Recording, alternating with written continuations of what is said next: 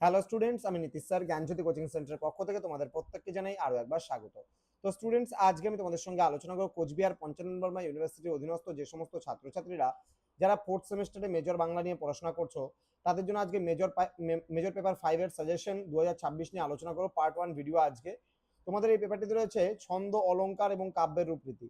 এখান থেকে 10 নম্বরে কোন কোন প্রশ্নগুলো পড়বে এই নিয়ে কিন্তু আজকের এই ক্লাসটিতে আলোচনা করবো। যারা এখনো আমাদের চ্যানেলটিকে সাবস্ক্রাইব করনি তারা অবশ্যই চ্যানেলটিকে সাবস্ক্রাইব করে পাশে থাকা বেল আইকন অল প্রেস করে দাও, যাতে নেক্সট টাইম থেকে কোনো ভিডিও আপলোড করলে তার নোটিফিকেশন তুমি সবার আগে পেতে পারো।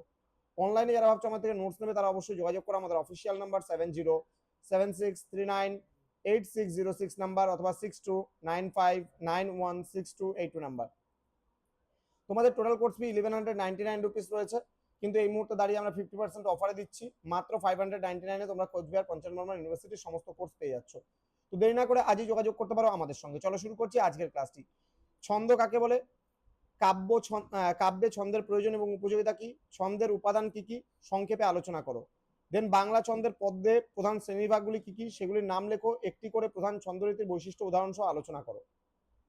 নেক্সট, শব্দালঙ্কার কাকে বলে, অর্থালঙ্কারের সঙ্গে মূল পার্থক্য করে উদাহরণ সহ বুঝিয়ে দাও।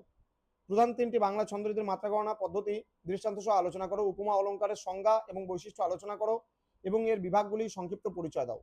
নেক্সট, কলাবৃত্ত ছন্দ এরূপ নামকরণের কারণ কি, এই রীতির ছন্দের পূর্ণ পর্বগুলি কয় মাত্রা বিশিষ্ট হয়ে থাকে। দেন সরল কলাবৃত্ত ও মিশ্র কলাবৃত্তের মধ্যেকার প্রধান পার্থক্যগুলি দেখাও। দলবৃত্ত ছন্দের অন্য নাম কি, একটি উদাহরণ দিয়ে এই ছন্দের স্বরূপ বৈশিষ্ট্যগুলি আলোচনা করো। ছন্দের শোষণ শক্তি বলতে কি বোঝায়, তান প্রধান ছন্দের বা মিশ্র কলাবৃত্ত ছন্দের শোষণ শক্তির বিশিষ্টতা উদাহরণ সহ বুঝিয়ে দাও। শব্দালঙ্কার কাকে বলে, শব্দালঙ্কারের বিভাগগুলি উল্লেখ করে উদাহরণ সহ আলোচনা করো। উদাহরণ সহ কলাবৃত্ত ছন্দের বৈশিষ্ট্যগুলি আলোচনা করো। মহাকাব্য কাকে বলে, মহাকাব্যের বৈশিষ্ট্যসমূহ আলোচনা করে বাংলা সাহিত্যের একটি সার্থক মহাকাব্যের পরিচয় দাও। গীতি কবিতা বা গীতিকাব্যের সংজ্ঞা দাও। গীতিকাব্যের শ্রেণীভাগ আলোচনা করে বাংলা সাহিত্যে এর গুরুত্ব নিরূপণ করো। নেক্সট, সনেট ও চতুর্দশপদী কবিতার গঠনশৈলী আলোচনা করো। বাংলা সনেটের প্রবর্তক হিসাবে মাইকেল মধুসূদন দত্তের অবদান আলোচনা করো। তো এই ছিল আজকের ক্লাস। এর পরবর্তী ভিডিও আসতে চলেছে, যেখানে 6 নম্বরের গুরুত্বপূর্ণ প্রশ্নগুলো নিয়ে পরবর্তী দিন আলোচনা করব। যারা এখনো আমাদের চ্যানেলটিকে সাবস্ক্রাইব করনি সাবস্ক্রাইব করে পাশে থাকা বেল আইকন অল প্রেস করো এবং তোমার ফ্রেন্ডদের সঙ্গে ভিডিওটি শেয়ার করে দাও, যেন প্রত্যেকের কাছে আজকের এই ক্লাসটি পৌঁছে যায়। এবং অনলাইনে নোটসপত্র নিতে চাইলে যোগাযোগ করো, আমাদের অফিসিয়াল নাম্বার স্ক্রিনে দেওয়া রয়েছে।